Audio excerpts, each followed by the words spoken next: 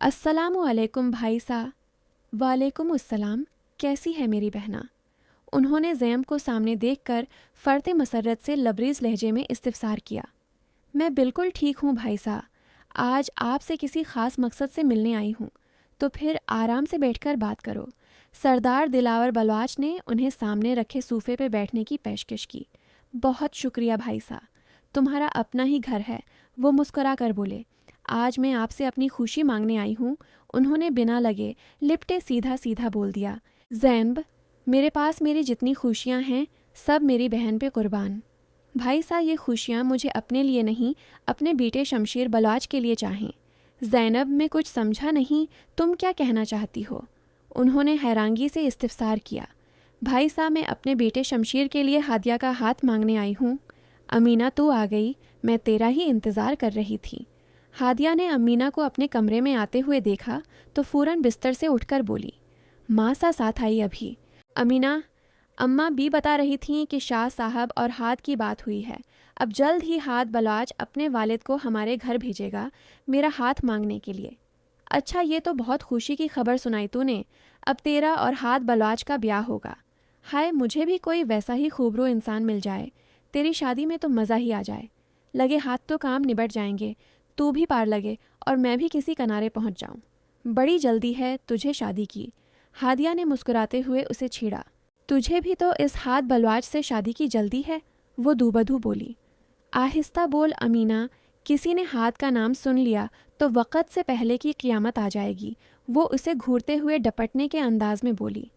वैसे ये बता, तेरी माँ सा मेरे बाबा साएं से क्या बातें कर रही हैं? हादिया ने तशवीश भरे अंदाज में पूछा। पता नहीं, उन्होंने मुझे तो कुछ नहीं बताया, बस इतना ही कहा कि उन्होंने मामू जान से कोई ज़रूरी बात करनी है। ज़ैम्ब, शमशेर बलवाच से ज़्यादा मुझे कोई अजीज़ नहीं, और मुझे पूरा भरोसा है कि शमशेर बलवाच मेरी हादिया को बहुत खुश रखेगा। ये सुनते ही ज़ैम्ब के चेहरे पर खुशी की लहर दौड़ गई। अस्सलामु अलैकुम। हादिया और अमीना दोनों एक साथ आए। वालेकुमुस्सलाम मेरी जान। क्या बात है फूफी सा, आज आप बहुत खुश दिखाई दे रही हैं। हाँ, आज मैं बहुत खुश हूँ क्योंकि मेरे भाई साहब ने खुशियों से मेरी झोली भर दी है। वाह बाबा साएं, आपने बहुत अच्छा किया। आपने ही कहा था ना कि खुशियाँ बांटने से बढ़ती हैं। देखा ज़ैनब, मेरी बेटी कितनी समझदार है। जी भाई साहब, बिल्कुल ठीक कहा आपने। शुक्र है अम्मा सा तेरी खांसी ठीक हुई। रात तुझे इतना तेज़ बुखार था, सारी रात तुझे घड़े के पानी से पटियाँ करती रही, वरना मारा तो दिल बंद हो रहा था। इसके अंदाज में अपनी अम्मा साईं के लिए मोहब्बत की झलक नुमाया थी। चल अब उठकर दवा ले। वो इसकी तरफ आई। कब तो मने ये मनहूस कड़वी दवा खिलाती रहेगी? जुबेदा ने नहीफ नकाहत ज़दा आवाज़ में कहा। जब तक मारी मासा पहले जैसी नहीं हो जाते, मुझे ना मेरी अम्मा सा डांटती, हुक्म चलाती और नसीहत करती अच्छी लागे हैं। जल्दी से ठीक हो जाना। हमारे से घर के और हवेली दोनों के काम करना बड़ा मुश्किल हो जाता है। वो मासूमियत से आंखें पटपटाते हुए बोली। अम्मा साएं, आपको पता है मारी सखी अमीना की शादी तय हो गई है। अपने चाचे के बेटे से जो शहर रहता है, बहुत खुश है, आज उसकी मेहंदी है। अच्छा, तो फिर तू चली जाना। नहीं मासा, थारे को छोड़कर कहीं नहीं जाना, वो उनके पांव दबाती हुए बोली। और अगर थारी मासा तुझे छोड़कर चली गई तो क्या करेगी? उन्होंने कहा तो सस्सी ने उनके लबों पर हाथ रखकर उन्हें मजीद बोलने से रोक दिया। ना ही मासा, ऐसा मत कह, मारा थारे सिवा और है कौन? ना, क्या कर ऐसी दिल दुखाने वाली बातें। अल्लाह करे मेरी मासा को मेरी भी उम्र लग जावे। बस तुझे ब्याह दूँ, एक बार तो फिर मर भी जाऊँ तो कोई गम ना हुएगा। वो नकाहत ज़दा आवाज़ में बोली। अभी ना ही करना मुझे कोई ब्याह, पहले तो भली हो जा। अब बिस्तर से जल्दी उठ मासा, थारे को पहले सा चलते फिरते देखना है मारे को। जुबैदा उसके नरूठे अंदाज पे नकाहत के बावजूद मुस्कुराने लगी। मारी सस्सी, उन्होंने उसकी पेशानी चूम ली। सस्सी ने उनके गिर्द बाजों हमायल कर लिए। मासा, आ गए आप? वो उनके कमरे के दरवाजे पर खड़ा सवालिया अंदाज में पूछ रहा था। हाँ, थोड़ी देर पहले ही वापस आई हूँ मासा। हाँ, क्या बात है मासा? आपको अच्छी तरह पता है मैं क्या पूछना चाहता हूँ। मुझे नहीं पता तुम क्या पूछना चाहते हो। वो मुबहम सा मुस्कराकर बोले। मासा, आप मामूसा के घर गई थी ना? हाँ, शमशीर में वहीं गई थी। तो फिर क्या कहा उन्होंने? क्या कहना था, भाईसा ने बस एक दूसरे का हाल पूछा और इधर उधर की बातें करते रहे। मासा, आप ज़रा नज़रें मिलाकर मुझे बताइए कि उन्होंने क्या जवाब दिया। इससे मज़ीद सब्र नहीं हुआ तो वो उनका रुख अपनी तरफ मोड़ते बोला, वही कहा जो तेरे दिल में था मासा। वो खुशी से झूम कर इनके गले लगा। वो खौफजदा हरासा सी घने जंगलों में अंधाधुंध भाग रही थी। वो मुसलसल भागती हुई थिकने लगी थी। अब वो हानते हुए गहरे सांस लेने लगी। वो घने जंगलात में खो गई थी। उसे कोई राह सुझाई नहीं दे रही थी कि किधर जाए। जंगल वीरान और सुनसान था। दरख्तों के पतों की सरसराहट महसूस हो रही थी। दूर से जंगली जानवरों की आवाज़ें सुनाई दें। तभी वो भागते हुए किसी शख्स के चौड़े सीने से टकराई। यकलख्त वह किसी की महफूज पनाहों में समा गई। इसने चेहरा उठाकर देखा। चांद की रोशनी से इस मेहरबा का चेहरा वाज़ेह दिखाई दे रहा था। इसकी आंखों की पुतलियां हैरत से साकित रह गईं।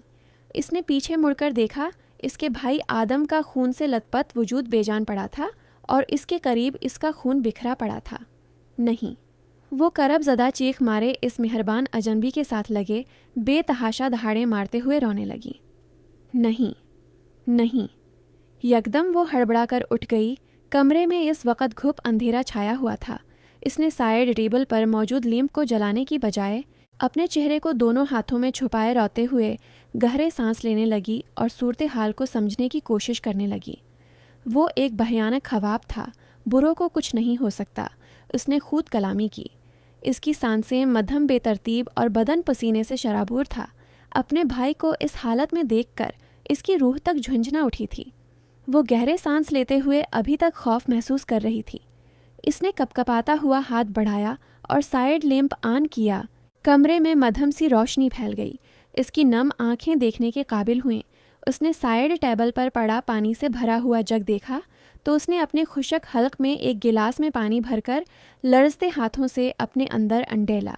अनजाने में कितना ही पानी उसकी शर्ट के गले को भिगो गया, उसे खबर ही नहीं हुई। वो अभी तक इसी ख्वाब की कैफियत के ज़ेरे असर खौफजदा थी। इसने नज़र उठाकर सामने लगे दीवार गिर कलाक की तरफ देखा जो रात का एक बज रहा था। उसने बिस्तर पे निगाह डाली जो खाली था। उन्होंने तो कहा था कि वो मेरे साथ रहेंगे। वो सहमी हुई हिरनी के मानंद खाली कमरे को देख रही थी। कंफर्टर को खुद से पीछे फेंक कर वो अपनी जगह से उठी और दरवाज़ा खोलकर बाहर जाने लगी उसकी तलाश में। मगर जरिश बलाज का सोचकर इसके बढ़ते हुए कदम वहीं रुक गए। अगर उन्होंने मुझे देख लिया तो डांटेंगी। वो वहीं दीवार के साथ लगे नीचे बैठती चली गई और घुटनों में सर्दिये फूट फूट कर रोने लगी। सरदार यारम बलाज जो स्टडी रूम में था किसी किताब का मुतालिया कर रहा था। साथ साथ सिगरेट नोशी का काम अंजाम दे रहा था। फाग होकर जैसे ही अपने कमरे का दरवाज़ा खोलकर अंदर आया, दीवार के साथ लगी घुटनों पर सर रखकर सिसकती हुई चाहत पे उसने नज़र डाली तो वो ठठक कर रह गया। इसके सुनहरी गेसू उसके चेहरे को पूरी तरह छुपाए हुए थे। इसकी हालत पे उसे तशवीश लाहिक हुई। वो बिना एक भी लम्हा ज़ाये किए इसकी सिमत बढ़ा। चाहत, यारम बलवाच ने उसके करीब घुटनों के बल बैठते हुए उसे आहिस्तगी से पुकारा। चाहत चौंक कर सर उठाए उसे देखने लगी। भेगी भेगी नीली आंखों में वहशत ही वहशत दिखाई दे रही थी। यारम बलवाच सूरत हाल जानने की कोशिश में ही था कि वो अपनी जगह से उठती हुई इसके साथ लग गई थी। यारम बलवाच इस सूरत हाल के लिए कतई तैयार नहीं था। उसे लगा जैसे कोई दहकता हुआ अंगारा इसके साथ आ लगा हो। वो बुखार में पूरी तरह फूंक रही थी। वो उसके चौड़े शाने से लगी अपने गर्म आंसुओं से इसकी शर्ट भिगो रही थी। इसका नरम गर्म वजूद बुरी तरह कपकपा रहा था। यारम ने बखूबी महसूस किया। वो बिला इख्तियार ही इसके सुनहरी रेशमी गेसुओं को सहलाने लगी। मामा, मुझे डर लग रहा है। नहीं, बुरों को कुछ नहीं हो सकता। वो मर नहीं। वो लड़खड़ाती हुई आवाज़ में टूटे फूटे अल्फाज में बमुश्किल बोल रही थी। कई अधूरे और बेतरतीब लफ्ज़ इसकी ज़बान से बरामद हुए। वो सर इसके शाने पे दहरे खुद को उसकी पनाह गाह में महफूज तसव्वुर कर रही थी।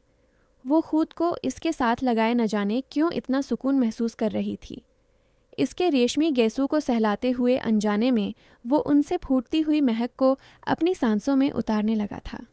वो फरिश्ता तो नहीं था जो भरपूर इस्तेहकाक रखते हुए उसका ईमान न डगमगाता।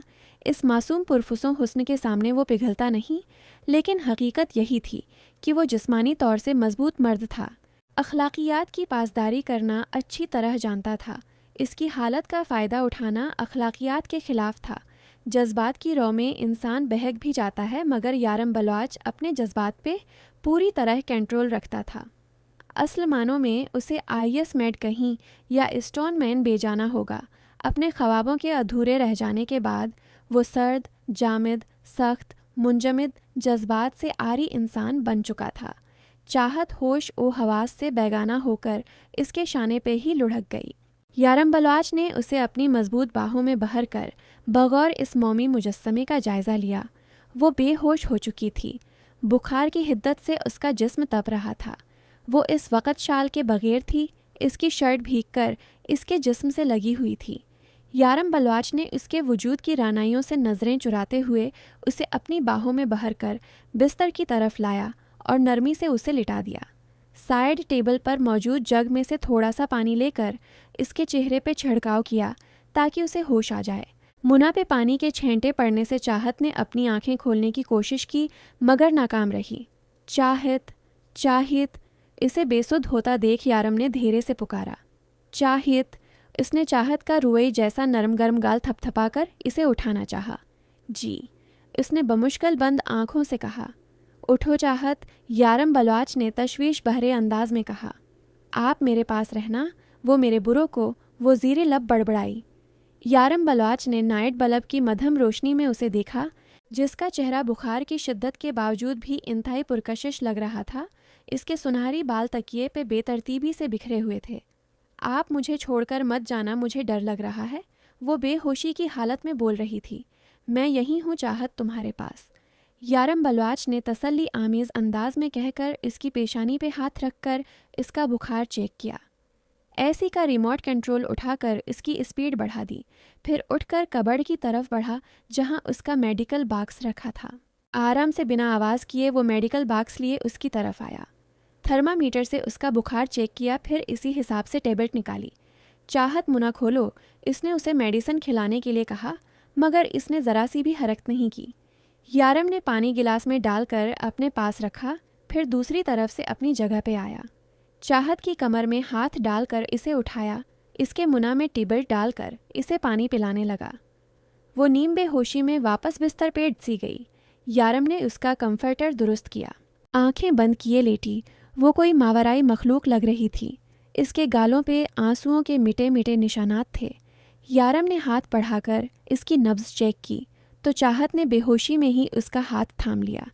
वो अभी भी खौफ की कैफियत में मुब्तला थी, तभी इसका साथ पाकर खुद को तहफ़्फ़ुज़ देना चाहती थी। वो इसके मासूम चेहरे को देखते हुए न जाने कब नींद की वादियों में उतर गया, उसे खुद भी खबर नहीं हुई। जा सस्सी, ये छोटे सरदार के कपड़े उनके कमरे में रखा। शाजिया ने उसे इस्त्री शुदा कपड़े हाथ में थमाए। जी, वो धड़कते दिल से इसके कमरे की तरफ बढ़ी। आतिश बलवाच इस वक्त हवेली में नहीं था। वो पहले कभी उसके कमरे में नहीं गई थी। आज पहली बार इसके कमरे की सिमत उसके कदम उठ रहे थे। दिल में अजीब सा खौफ भी था। इसने कांपते हाथों से दरवाज़ा खोला। इसने कमरे में आते ही आतिश बलवाच के कपड़ों को नाक के करीब किए। उनमें से आती इसके मखसूस कलोन की महक को अपनी सांसों में उतारा। सारा तन बदन जैसे महक उठा। इसने आतिश बलवाच के कपड़े बिस्तर के किनारे पे रख दिए। फिर इसकी नज़र शीशे के सामने पड़े इसके परफ्यूम्स पे पड़ी। इसने हाथ बढ़ाकर वो शीशी उठाई और उसे अभी खोलने ही वाली थी कि दरवाजे के बाहर से कदमों की चाप सुनाई दी। वो डरकर 2 कदम पीछे हुई। कहीं छोटे सरकार तो नहीं। इसने अपने तय अंदाज़ा लगाया और डर के मारे खिड़की से लगे पर्दे के पीछे छुप गई। वो बुरी तरह कँपा रही थी। तभी दहाड़ से दरवाज़ा खुला और आतिश बलवाच अंदर आया। मोबाइल बिस्तर पे फेंककर फरीश होने की गरज से वाशरूम की तरफ बढ़ रहा था कि उसकी नज़र खिड़की के पर्दे की ओट से जहानिकते खुस्से में मुक़य्यद पाँव पे पड़े, जिसमें पाजिब भी पहनी गई थी। आतिश ने बिना एक भी लम्हा ज़ाया किए 2 ही कदमों में वहाँ लपकते हुए पर्दा उठा दिया। सस्सी इसके डर से आंखें नीचे साकत सी खड़ी थी। दोनों हाथ पुष्ट पे बंधे थे। सस्सी की हालत तो यूं थी जैसे काटू तो बदन में लहो नहीं। चौरी करने आई थी। तुम मेरे कमरे में? वो गुसीली आवाज़ में दहाड़ा। आतिश बलवाच अपने नाम से उलट बहुत धीमे और ठंडे मिजाज का इंसान था, मगर जब कभी उसे गुस्सा आता तो इंतहाई लीवल का आता था। नना नहीं, चोरी नहीं की जी। वो लड़खड़ाती हुई आवाज़ में बमुश्किल बोली, ये पीछे हाथों में क्या छुपाया है, दिखाओ मुझे। आतिश बलवाच ने उसकी कमर के पीछे से हाथ ले जाते हुए उसके हाथों को काबू किया। परफ्यूम की शीशी इसके कपकपाते हुए हाथों से छूटकर फर्श पे जा गिरी। चिकने फर्श पे गिरते ही वो छनाके की आवाज़ से टूटकर किरचियों में मुनकसिम हो गई। सारा कमरा इस कलोन की महक से महक उठा। आतिश की गर्म बहाव उड़ाती हुई सांसें सस्सी को अपने चेहरे पे महसूस हो रही थीं। इसके चोरी के इल्ज़ाम लगाने पे वो तड़प ही तो उठी थी। इसकी भूरी आंखों से भल भल आंसू बहने लगे और इसके शर्मिंदगी के बायस सुर्खी मायल रुखसारों को भिगोने लगे। सच बताओ मुझे। आतिश बलवाच ने उसकी कलाई मरोड़ कर इसकी कमर से लगाई। इसकी मजबूत गिरफ्त पे सस्सी के मुंह से सिसकारी निकली। वो कुछ नहीं बोली अपनी सफाई में। ज़बां पे तो जैसे कुफल लग चुके थे। वो महज नफ़ी में सर हिलाने लगी। आतिश बलवाच की नज़रें इसके चेहरे पे थीं। उसने सस्सी के बिलूरे नैना से आंसू रवां देखे तो ठठक कर रह गया। कैसी इल्तजा थी उसकी आंखों में, कैसे शिकवे थे। वो उसकी भैगी आंखों से नज़रें ही ना हटा पाया। मुआफ़ कर दो सरकार, वो रुंधी हुई आवाज़ में बोली। आतिश की गिरफ्त ढीली पड़ी। सस्सी इसके हाथों से आज़ादी पाते ही बिना रुके दौड़ने के अंदाज में उसके कमरे से बाहर निकल गई। जैसे ही सिसी रोती हुई आतिश बलूच के कमरे से बाहर निकली, वो दूसरे कमरे से निकलती हुई चाहत से टिकराई, माफ़ी सरदारनी जी। उसने अपने भीगे गालों को हथेलियों की पश्त से रगड़ते हुए माजरत ख्वाहाना अंदाज में कहा। चाहत जो यारम को ढूंढने के लिए कमरे से बाहर निकली थी, सिसी के टिकराने से हलकर रह गई। इट्स ओके, डजेंट मैटर, चाहत के मना से बला अख्तियार निकला। सिसी ने बड़ी बड़ी गिलाफी आंखों में हैरत समूए इसकी बात समझने की कोशिश की। आप रो क्यों रही थीं? चाहत ने मासूमियत से पूछा। नहीं नहीं, कुछ नहीं, ससी ने नफ़ी में सर हिलाया। बताओ ना प्लीज़, तुम्हें भी मेरी तरह डर लग रहा था? चाहत ने अपनी रात वाली हालत याद करते हुए पूछा। नहीं सरदार नीसा, मुझे डर नहीं लगता किसी से भी। अब की बार वो चाहत के इतने प्यार से बात करने पे खुद को संभाल कर नॉर्मल लहजे में बोली। मैं ना अपने रूम में अकेली बोर हो जाती हूँ, तुम मेरी दोस्त बनोगी, फिर हम ज़्यादा सी बातें करेंगे। मिलकर चाहत ने उसे दोस्ती की पेशकश की और इश्तियाक भरे अंदाज में इसके जवाब की मंतज़र थी। सरदारनी सा, आप तो बड़े लोग हैं और हम ठहरे छोटी ज़ात, भला हमारी दोस्ती का क्या जोड़। वो सर्द आ भरकर धीमे से बोली। आओ इधर बैठकर बात करते हैं। वो दोनों लावंज में उतरने वाली सीढ़ियों में से पहली सीढ़ी पे एक साथ बैठ गई। पहले बताओ मुझे, वो गुस्सा करने वाली आंटी कहाँ हैं? चाहत ने इधर इधर नज़रें दौड़ाते हुए पूछा। कौन? सिसी ने भनुएं सकेड़ कर पूछा। वही जो ज़ोर से बोलती हैं। चाहत को उनका नाम नहीं पता था। आप कहीं बड़ी सरदारनी का तो नहीं पूछ रही? ससी ने अंदाज़ा लगाया। चाहत ने इस बात में सर हिलाया। वो तो जी अपने कमरे में आराम कर रही हैं। आवा, अच्छा। वो थोड़ा रिलैक्स हुई। चलो अब तुम मुझे ये बताओ कि तुम रो क्यों रही थी? आपने कभी प्यार किया है सरदारनी जी? वो उसके सवाल का जवाब दिए बना किसी ख्याल में खोए हुए बोली। पहले तो तुम मुझे ये सरदारनी ना बोलो, मुझे अच्छा नहीं लगता, पता है। मेरे बरो मतलब मेरे भाई ना मुझे चाह कहते थे। कितनी देर हो गई, किसी ने मुझे उस नाम से नहीं बुलाया। तुम मुझे चाह कहो, ठीक है? वो मुस्कुराकर बोली। चलें, ठीक है चाह, ससी ने हल्के फलके अंदाज में कहा। उसे ये गड़िया जैसी लड़की बड़ी भाई थी। और तुमने पूछा प्यार के बारे में, तो मैं ना अपने बरों से बहुत ज़्यादा प्यार करती हूँ। उसने बहुत को लंबा खींच कर कहा। नहीं जी, घर वालों से प्यार नहीं, वो वाला प्यार जो हमें किसी और से हो जाता है। सिसी भी शर्माते हुए पूछ रही थी। और किस से होता है? इसने मखमसे में डाल दिया था। इसे थारे को यारम सरदार से प्यार हुआ था, तभी शादी की होगी, है ना?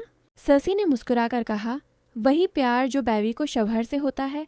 चाहत की आंखों के सामने मोबाइल पे चलने वाले शवहर और बैवी के रिलेशनशिप के मनाजिर लहराए तो उसने शर्म से अपनी आंखों पे दोनों हाथ रखे। मैं अभी वो प्यार नहीं करती, किसी से मुझे डर लगता है। इसने सिसी का कान के करीब चेहरा ले जाते हुए राजदारना अंदाज में बताया। सिसी भी लब दांतों तले दबाकर शर्माने लगी। तुम्हें प्यार हुआ है? चाहत ने उसे मुस्कुरा भरे हुए देखकर सवाल किया। सिसी के मुस्कुराते हुए लब यकलख्त समट गए। उसने गहरा सांस लिया। किसी को बताएंगी तो नहीं ना? उसने चाहत की तरफ देखकर सवालिया नज़रों से पूछा। नहीं, उसने सिसी का हाथ पकड़कर कहा। सिसी को इसके वादा करने के अंदाज से थोड़ी ढारिस मिली। उन्हें पहली नज़र देखते मेरे दिल ने मुझे धोखा दे दिया। मैं इन देखी डोर की मानंद इनकी तरफ खंचती चली गई, अंजाम की परवाह किए बगैर कि वो आसमान पे चुकने वाला सितारा हैं और मैं इनके कदमों की धूल वो शहजादे हैं और मैं कमज़ात। वो हिम्मत मुजतमा किए फिर से बोली, मैं जानती हूँ मैंने बहुत ऊंचे ऊंचे ख्वाब देख लिए हैं जिनकी कोई ताबीर नहीं जी, मगर क्या करूँ, ख्वाब तो ख्वाब होते हैं, ना कोई भी देख सकता है। वो पजमर्दगी से बोली, कौन है वो? चाहत ने अचनभे से उसे देखते हुए पूछा कि बलाखिर वो कौन था जिसके लिए वो इतनी शिद्दत रखती थी। मारा ख्वाब मारा इश्क सरदार आतिश बलूच हैं। इसने ऐसा इंकिशाफ किया था कि चाहत ने चौंक कर सुसी के अफसरदा चेहरे को देखा। उनके पीछे जो सरदार आतिश बलूच आन खड़ा हुआ था, साकत तो वो भी रह गया था। इसका वजूद तो गविया जलजलों की जद में था। अभी थोड़ी देर पहले एक गरीब लड़की पे की गई ज़ियादती पे उसे अफसोस हुआ था।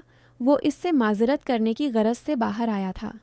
इस लड़की को अपनी भाभी के साथ बैठे बातें करते देखकर वो वहीं रखा और जो चौंका देने वाला इंकिशाफ इसके कानों ने सुना, इसे अभी तक यकीन नहीं आया था। सिसी और चाहत बना मड़े अपनी बातों में मगन थीं। दिल कब इनके संग हुआ मारे को पता ही ना चला। मैं भी इन लोगों में से हूँ जो रोज़ जलते हैं, रोज़ खुद से लड़ते हैं। खुद से लड़कर कभी जीत जाते हैं, कभी हार जाते हैं। ज़बां पे हर्फ नहीं लाते, लेकिन दिल में मोहब्बत का तूफ़ान लिए फिरते हैं। अपने होंठों को सहिए दिल के दर्द को दिल में दबा लेती हूँ, कोई शकवा नहीं करती। मोहब्बत कर कि सब्र की इंतहा कर दी है। मोहब्बत इंसान को बहुत ताकतवर बना देती है। मारे को भी मोहब्बत ने मजबूत बना दिया है। वो ठहरे हुए अंदाज में बोली, तुमने बताया नहीं उन्हें? चाहत ने उसे रंजीदा देखकर पूछा कि अगर वो आतिश से इतनी मोहब्बत करती है तो उसे बताती क्यों नहीं? मैं क्यों बताऊं उन्हें कि मैं उन्हें कितना चाहती हूँ? बताया तो झूठ जाता है ना जी। सच्ची बात की खुशबू तो महसूस हो जाती है मारे को। मारी मोहब्बत आजमाने दो, उन्हें खुद जान जाने दें। वो अफसरदगी से बोली। आतिश बलूच तो हैरत किदा बन गया था। इसे तो खबर ही नहीं थी कोई उसके इश्क में इस कदर डूब चुका था। कैसा भेद खुला था इस पर कि एक लड़की उसकी मोहब्बत में न जाने कितने जाँ गसल लम्हों से गुजर रही थी। इस पर तो हैरतों के पहाड़ टूट पड़े थे। वो साकत सा खड़ा रहा। आपको कुछ सुनाऊं जी? सिसी ने खामोश बैठी चाहत से पूछा।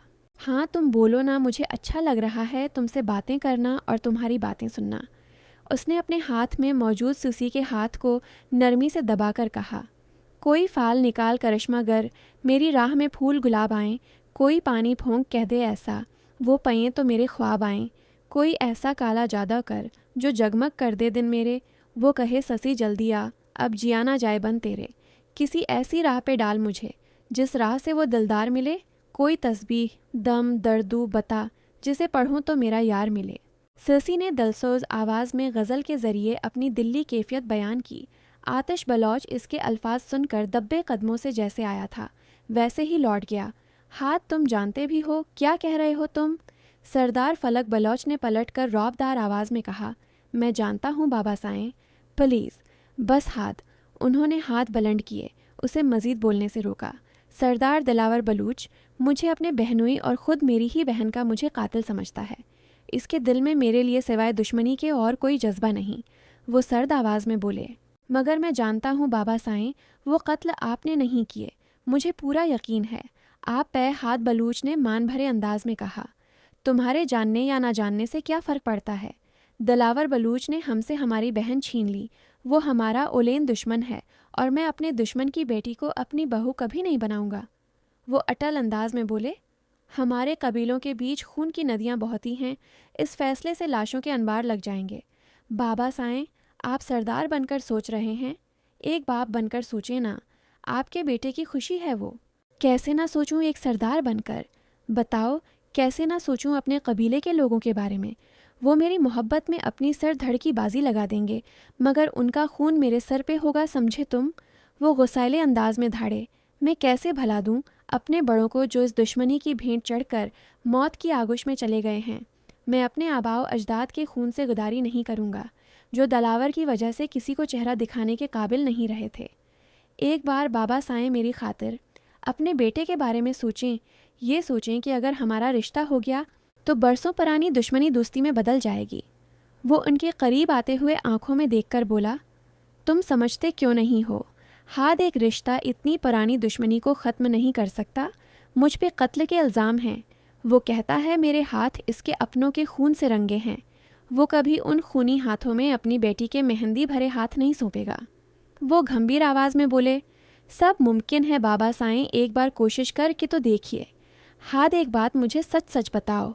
जी बाबा साईं, ये रिश्ता तुम सिर्फ इसलिए करना चाहते हो कि हमारी दुश्मनी दोस्ती में बदल जाए? उन्होंने सवालिया नज़रों से उसे देखते हुए पूछा।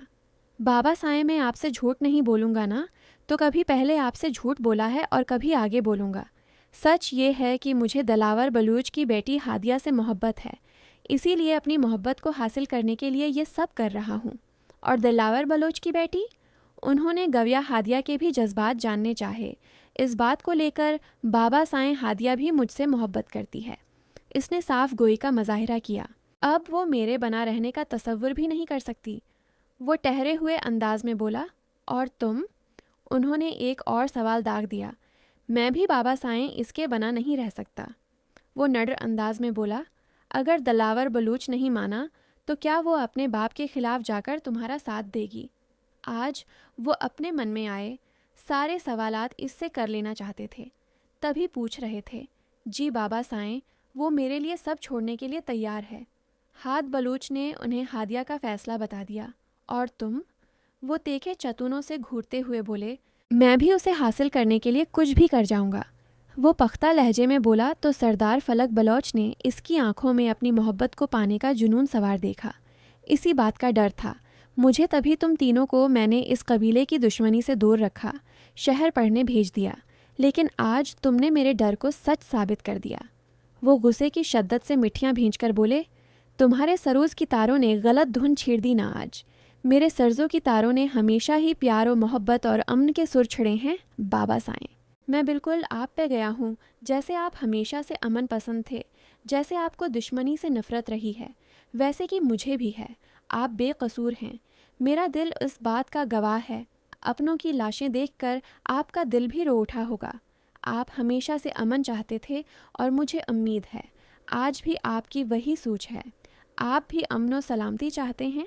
सारी इंसानियत की कबीलों में कोई फ़र्क नहीं रखते, चाहे वो कबीला सरदार दिलावर बलूच का हो या सरदार फलक बलूच का बस्ते, तो इनमें इंसान ही है ना, और आप इंसानियत के खैर ख्वाह हैं। वो अपने तय उन्हें समझा रहा था। हाद, तुमने मुझे आज बहुत बड़ी मुश्किल में डाल दिया है। वो सोचने के अंदाज में बोले, बाबा साईं में चाहता तो रातों रात हादिया को लेकर कहीं दूर चला जाता और इससे निकाह कर लेता, जैसे दिलावर बलूच ने किया था हमारी फप्पी से, मगर मैं उनकी वाली हरकत दोहराऊंगा नहीं। अपनी वजह से आप सबकी ज़िंदगियां दाव पे नहीं लगाऊंगा। मेरा ज़मीर गवारा नहीं कर सकता कि ख़ुद तो अपनी मोहब्बत के साथ सकून से रहूं और यहाँ मेरी वजह से लाशों के ढेर लग जाएं। मुझे लगता है जो रिश्ते वालदीन की दुआओं और इनकी मर्ज़ी से जड़ते हैं वो कभी नहीं टूटते, जबकि खुद बनाए गए रिश्ते देर पा असर नहीं रखते, क्योंकि उनमें बड़ों की दुआएं जो शामिल नहीं होती। मैं चाहता हूँ हम दोनों का रिश्ता बाहमी रजामंदी से जड़े। फलक बलोच की आंखें नम हो गईं। मैं तेरी खुशी के लिए ये भी करके देखूंगा। उन्होंने चंद लम्हों में अपना फ़ैसला बदल लिया। अपने बेटे की खातिर लव यू अ लॉट बाबा साईं। वो उनका मुस्बित जवाब सुनकर जोश से उनके गले से लगा। उन्होंने हाथ बलूच का शाना थपथपाया। मैं कहे दे रही हूँ, अमीना में शमशीर बलूच से कभी शादी नहीं करूँगी, और ये बात मैं 1000 दफ़ा कह चुकी हूँ कि मैं सिर्फ़ और सिर्फ हाथ बलूच से शादी करूँगी। उम्मा बी भी उठकर इसके पीछे ही कमरे में आ गईं। वो जो पहले ही रो रही थी, उनको देखते ही गुस्से से बोली। उम्मा बी ने आगे बढ़कर उसे गले से लगा लिया तो वो और ज़्यादा रोने लग गई। तुम्हारे बाबा साईं राज़ी हैं अभी शादी करने पर और उन्हें हाँ कह चुके हैं। उम्मा बी धीरे से बोली। हादिया ने उन्हें ऐसी नज़रों से देखा जैसे कह रही हो कि आप तो सब जानती थी, फिर भी ऐसी बातें कर रही हैं। वो जल्दी से नज़रें चरा गईं। अमीना चुपचाप खड़ी उसे रोता देख रही थी। अभी हुआ तो ऐसे ही है, लेकिन तुम फिक्र ना करो, हम दोनों तुम्हारे साथ ज़्यादती नहीं होने देंगे। अमीना ने इसके आंसू साफ करते हुए इसे तसल्ली दी। अमीना बिल्कुल ठीक कह रही हैं। उम्मा बी ने उसकी हाँ मैं हाँ मिलाई। लेकिन मामू जान और शमशीर भाईसा के सामने हम कुछ नहीं कर पाएंगे। तुम तो इनकी बहुत लाडली हो, वो तुम्हारी बात ज़रूर मानेंगे। तुम खुद अपने बाबा साईं से बात करो। अमीना ने भी उसे तसल्ली देकर मशूरा दिया। अगर मेरी शादी शमशीर बलूच से हुई तो मैं मर जाऊंगी। हलिया देखा है आपने उस मवाली का घन आती है मुझे उसको देखकर। उसने दोबारा से अमीना के गले लगकर धुआंधारी रोते हुए इसी के भाई की इसी के सामने उसके हिलिये पर चोट कर गई। जानती हूँ, बस अब तुम रौब नहीं, तुम्हारा हाथ है ना, वो कुछ गलत नहीं होने देगा तुम्हारे साथ। अमीना ने आगे बढ़कर इसको खुद से लगा लिया। इसे सब रिश्तों से ज़्यादा अपनी दोस्त अजीज़ थी, तभी वो आज हादिया के साथ खड़ी थी। उस कमरे के सामने से गुजरते यारम बलूच के कदम अंदर से आने वाले आवाज़ सुनकर ठटक कर रखे गए थे और फिर वो वहीं जम गया। इसके पीछे आते आतिश बलूच ने इससे वहाँ रखने की वजह पूछनी चाहिए तो यारम ने इशारे से चुप रहने का कहा। हादिया, तुम घबराओ मत, मैंने अपने बाबा साईं से बात कर ली है, वो 1-2 दिन में तुम्हारे बाबा साईं से बात करेंगे। हाद बलूच ने उसे तसल्ली देते हुए कहा। पिछली बार उन्होंने फ़ोन नंबर एक्सचेंज कर लिए थे, आज पहली बार हादिया ने हिम्मत कर कि उसे काल मिलाई थी और अपने और शमशीर बलौच के रिश्ते के बारे में बताया था, जिसे सुनकर हाद बलौच को झटका तो बहुत बड़ा लगा था। मगर वो हादिया को तसल्ली देने के लिए आराम से बोला, हादिया रो मत प्लीज़। कब से उसकी ससकियाँ सुनते हुए हाथ से बर्दाश्त नहीं हुआ तो उसने उसको चुप करवाना चाहा। यारम बलोच ने परेशानी से अपने पीछे खड़े आतिश बलोच की तरफ देखा। मेरे कमरे में आव आतिश, वो संजीदगी से कहकर अपने कमरे की तरफ बढ़ गया। वो भी जल्दी से उसके पीछे ही उसके कमरे आ गया। मैं हाथ के साथ हूँ, मेरे लिए मेरे भाई की खुशियों से बढ़ कोई चीज़ नहीं और ये बात बाबा साईं को भी माननी पड़ेगी। यारम बलूच ने कमरे में टहलते हुए उसे कहा, मैं भी भाई साहब की मन्ना से सुनकर अब यही चाहता हूँ कि ये रिश्ता हो और मैं मेरे भाई साहब की खुशियों में किसी को रुकावट बनने नहीं दूंगा। वो भी गुस्से से बोला, तुम टेंशन ना लो, तुम्हारे भाई साहब अभी जिंदा है ना। वो उसको गुस्से में देखकर प्यार से बोला, जी आपके होते हुए तो मुझे कोई टेंशन नहीं। वो भी मुस्कुरा दिया, लेकिन इसके चेहरे पर परेशानी के आसार वाज़ेह थे। क्या हुआ भाई साहब, क्या सोच रहे हैं? कुछ नहीं, इसने बात को टालना चाहा। बताएं तो सही कुछ। यार दिलावर बलूच का मुस्तकबल में हमारे बाबा के साथ पेश आने वाला रवैया मुझे बहुत परेशान कर रहा है। इसने परेशानी से कहा। वो कैसे लाला? मुझे लगता है वो कभी इस रिश्ते के लिए नहीं मानेगा। इतने सालों की दुश्मनी नहीं भुला सकता वो इतनी जल्दी। तो फिर हाथ भाईसा के लिए क्या करना चाहिए? इसने आंखें फैलाकर पूछा। हाथ की बातों में सुना था ना कि बाबा साईं खुद इस दिलावर बलूच से मिलकर बात करना चाहते हैं, तो उसका मतलब बाबा साईं ने हाथ की बात मान ली है, तभी तो वो रिश्ता मांग रहे हैं। वैसे यार लगता है ये कोई तीसरा बंदा लगता है जो हमें लड़वाना चाहता है, जैसे सालों पहले उसने दिलावर बलूच और मेरे बाबा साईं के दरमियान ये दुश्मनी की दीवारें खड़ी कर दें जो आज तक गिरने का नाम की नहीं ले रही। नहीं भाई सा, दिलावर बलूच खुद ही अच्छा इंसान नहीं, और दूसरा इसका वो चमचा शमशीर बलूच गांव वालों से सुना है, बहुत ही वाहियात इंसान है वो। हाँ मैंने भी सुना तो है। वो पर सोच अंदाज में बोलता आतिश बलूच की तरफ देखने लगा। मुझे भी इसकी बात समझ नहीं आ रही कि मामला कैसे सुलझेगा। सही कह रहे हैं आप भाई सा। इसने भी आरम की हाँ मैं हाँ मिलाई। इससे पहले कि देर हो जाए मुझे पता लगाना पड़ेगा दिलावर बलूच का। वो किसी नतीजे पर पहुंचते हुए बोला, जी मैं भी अपने ज़रिए से पता लगाने की कोशिश करूँगा।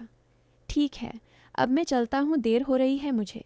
इसने वाल कलाक की तरफ देखा जहाँ 7 बजने वाले थे। कहाँ जा रहे आप? वो एकदम से उदास हुआ इसको जाते देखकर। शहर जा रहा हूँ यार, बहुत काम रखे हुए हैं। पिछले 1 हफ्ते से डॉक्टर ज़ारा और डॉक्टर वहाज को बहाने बनाए जा रहा हूँ। अब तो वो मुझसे नाराज़ होने लगे हैं। आवा, तो फिर कब आएंगे वापस? इसने फ़िक्रमंदी से पूछा। रात तक। अगर जल्दी फ्री हो गया तो आऊँगा, नहीं तो फिर जब टाइम लगा। भाई सा एक बात कहूँ, आप यही रहें, यहाँ से ही रोज़ चले जाया करें शहर। यहाँ से शहर को ये इतना दूर भी नहीं है। आप इस सरदारी के साथ अपना पेशा तुर्क मत करें, और भाभी सा भी आपके जाने से उदास नहीं होंगी। इसे के जाने का सुनकर वो उदास हुआ था, इसलिए उसने मशूरा देते हुए आखिर में शरारत से आंख दबाकर कहा, चाहत के जिक्र पे यारम बलूच की नज़रों के सामने उसका मासूम चेहरा घूम गया, जिसको वो सुबह नाश्ता करवा के बाहर आया था और बाहर आने के बाद गांव के लोगों के मसलों में ऐसे उलझा कि दोबारा इसके बारे में कुछ सोच ही न सका। लेकिन अब वो पूरी आब व ताब के साथ इसके जहन व दिल पर सवार हो गई थी। भाभी सा की सोचों में क्यों गुम हो गए। अब तो वो बानफ्स इनफेस आपके कमरे में मौजूद हैं जाएं और हाथ बढ़ाकर छू लें। वो उसके खोए हुए लहजे को महसूस करके इसके पास आकर शरारत से बोला, मगर यारम ने तो कुछ सुना ही नहीं था। अगर सुन लिया होता तो अभी तक इसे सख्त किस्म की घूरी से तो ज़रूर नवाज चुका होता। भाई सा, मुझे ऐसे लगता था जैसे दाल में कुछ काला है, लेकिन अब आपकी हालत देखकर लग रहा है जैसे सारी दाल ही काली हो गई है। वो इसकी बात पे चौंका, लेकिन फिर इसकी शरारत समझ आने पर एक ज़ोरदार मक्का इसके कुंधे पर जड़कर मसनूई गुस्से से बोला, बकवास नहीं करो, ऐसा कुछ भी नहीं। तो फिर कहाँ खो जाते हैं आप? वो शरारत से आंख दबाकर बोला, मुझे नहीं पता, तुम जाओ, यहाँ से तंग नहीं करो। एकदम ही दोनों का मौड़ खुशगवार हो गया था। हा हा हा, वैसे मैं खुद ही पता लगा लूँगा दाल काली है या नहीं। वो मुस्कुरा कर कहता, बाहर जाने के लिए मड़ा, तुम्हारी दाल भी काली हो चुकी है, मुझे भी साफ साफ दिखाई दे गया है। वो कैसे? वो गड़बड़ाते हुए करंट खाकर इसकी तरफ मड़ा और फिर हैरत ज़दा निगाहों से इसकी तरफ देखकर पूछा, तुम्हारे चेहरे पे लिखा था, मैंने पढ़ लिया, चलो अब भागो यहाँ से। वो हल्का सा मुस्कुराकर कहते हुए पलट गया, जबकि आतिश बलूच मुन्ना बनाकर कमरे से बाहर निकल गया। अगला पार्ट कल इंशाअल्लाह अपलोड कर दिया जाएगा। अगर आपको आज की एपिसोड अच्छी लगी तो वीडियो को लाइक करें, दोस्तों के साथ शेयर करें और हमारे चैनल को सब्सक्राइब करें। शुक्रिया।